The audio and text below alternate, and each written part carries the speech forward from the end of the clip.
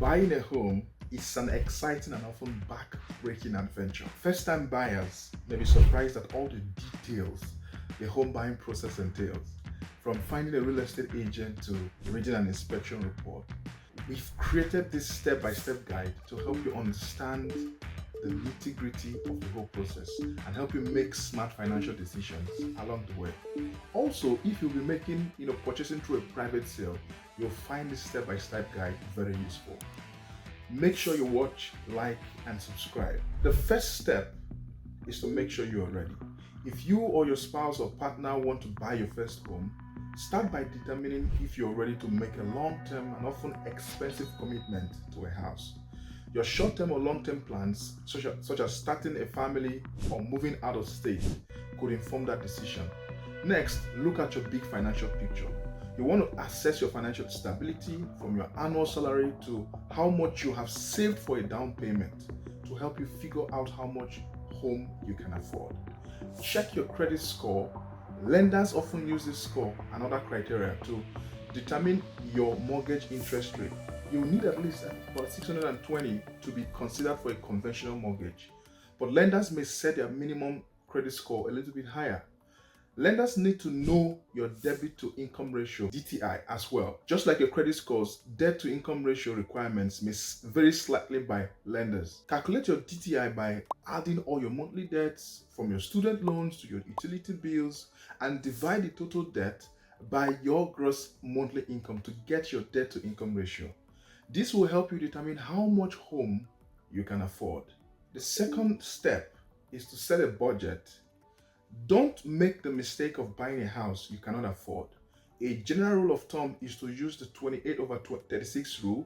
This rule states that your mortgage should not cost you more than 28% of your gross monthly earnings, while your total debt payments should equal no more than 36% of your monthly earnings. This rule isn't set in stone, but can give you a good jumping off place when setting a budget. Researching home values which drive prices can provide insight into your local market. For example, here are some average home values as of July 31st, 2024, according to Zillow. Westchester County, New York, $796,000. Falls Church, Virginia, DC, $745,000. Lincoln, Nebraska, $281,000. San Diego County, California, $952,000. Unless you buy a home with all cash, you will need a down payment, a percentage of the purchase price. Your mortgage and what the seller will accept will dictate the amount. Conventional loans usually call for 20% of the purchase price if the buyer isn't purchasing mortgage insurance. 3. Find the right property. The trick to finding the right property is making an upfront wish list. For example, is a single-family detached home with a big yard for a couple of kids and a dog your priority? Or do you want a condo with shared common spaces? How much space do you want? The median size of a new single-family home in 2023, most recent data available, is 2,200 square feet, according to the US Census Bureau. Ask yourself how much house is enough for you, from the number of bedrooms to the number of bathrooms. Some properties have the potential for a convertible space that not listed in the square footage, like an attic, a basement, or garage. Others do not.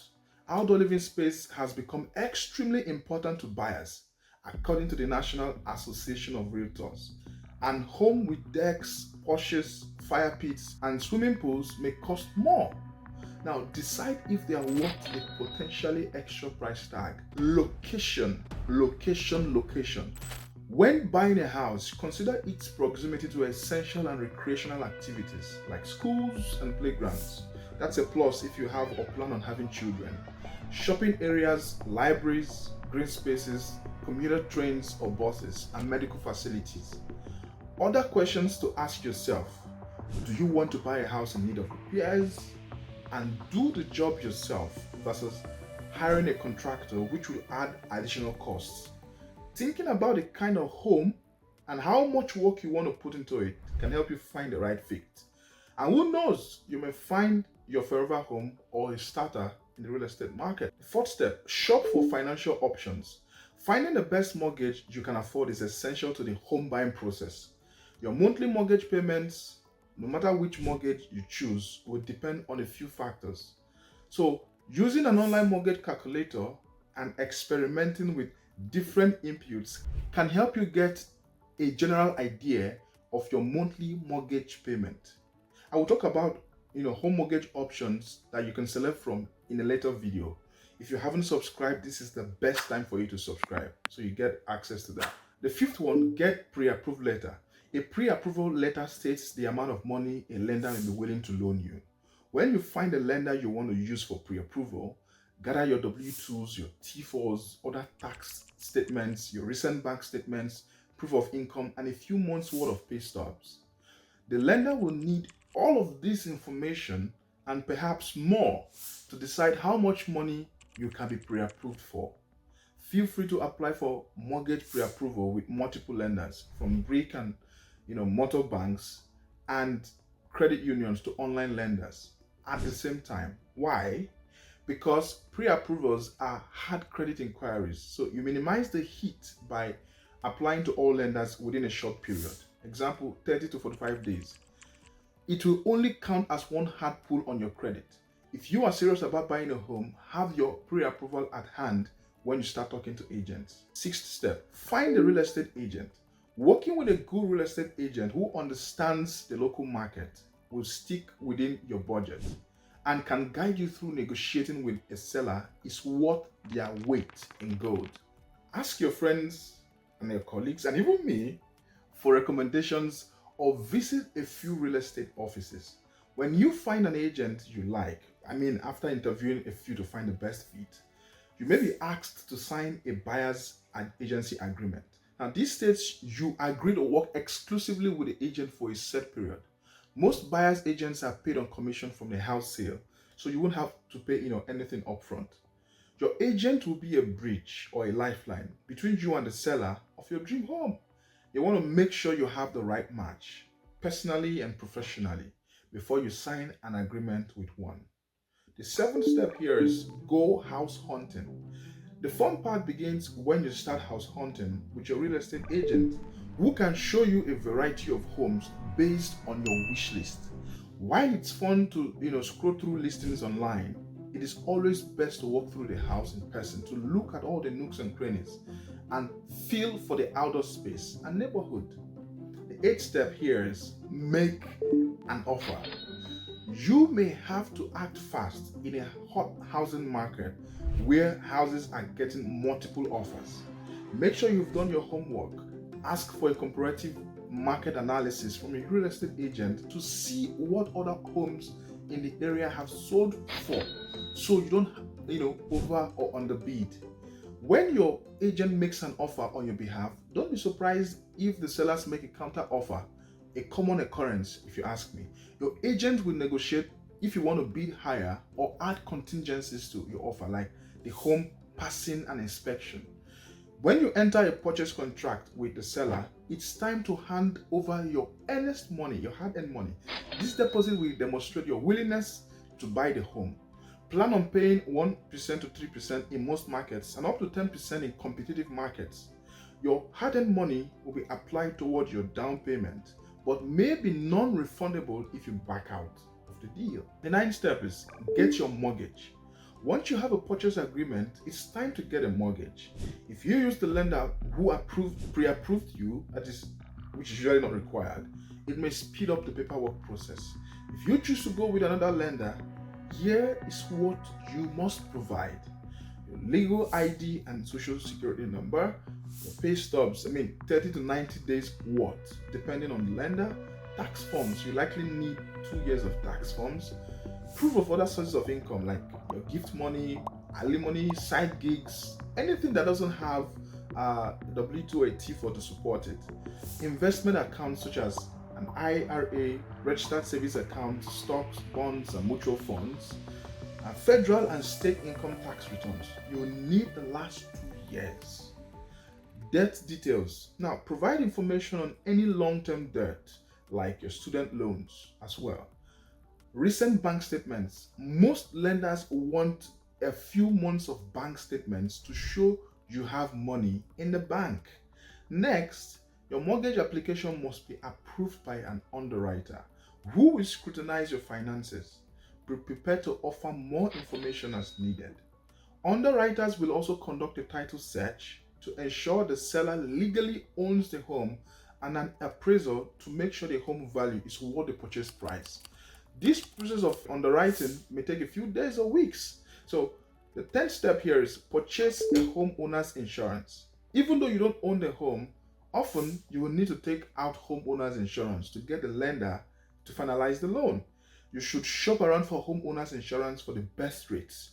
If you are buying a home in a flood zone, you may be required to purchase flood insurance. 11th step here is get a home inspection. A licensed inspector will review the home's foundation, electricity panel, fixtures, appliances, and other aspects of the home's interior and exterior. After the inspection, you will receive a detailed report of their findings, letting you know if anything is unsafe or defective in the home.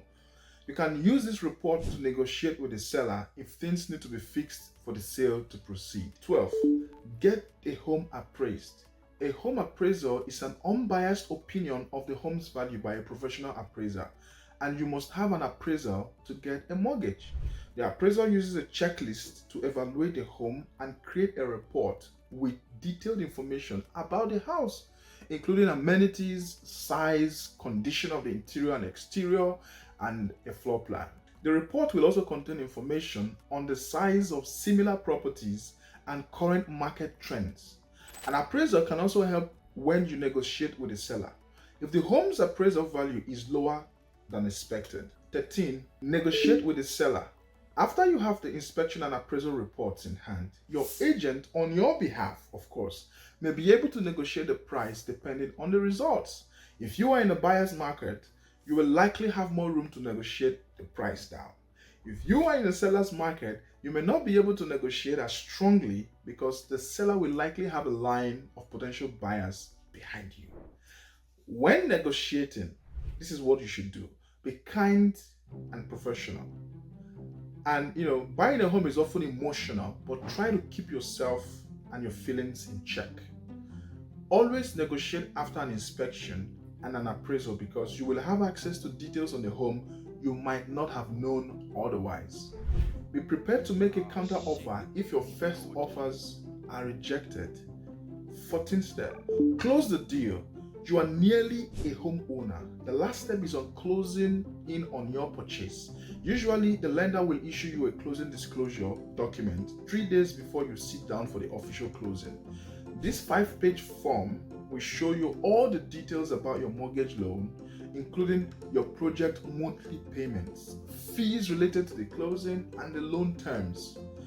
Make sure to read the disclosure ahead of the closing. Plan on having a final walkthrough to make sure any promised repairs have happened. The closing is held with you, your agent, the seller's agent, the seller or seller's representative, your loan officer, and the seller's real estate attorney. 15th step, moving in and beyond. Now, congratulations, you own a home. Before you move in, remember to set up the utilities in your name and plan any renovations, large or small, you want to do before moving day. Contact and hire movers and create a timetable for moving into your new home if needed, and revisit your budget. Count on paying for regular home maintenance, home insurance, HOA fees if they apply, and property taxes. You may have been able to wrap some costs like property taxes into your mortgage, but others will be paid in addition to it. So budgeting for these monthly or annual fees is important. Now you've come to the end of this video. I want you to click the like button, subscribe, and share to your friends and loved ones so that they have a blossom 2025. Bye-bye.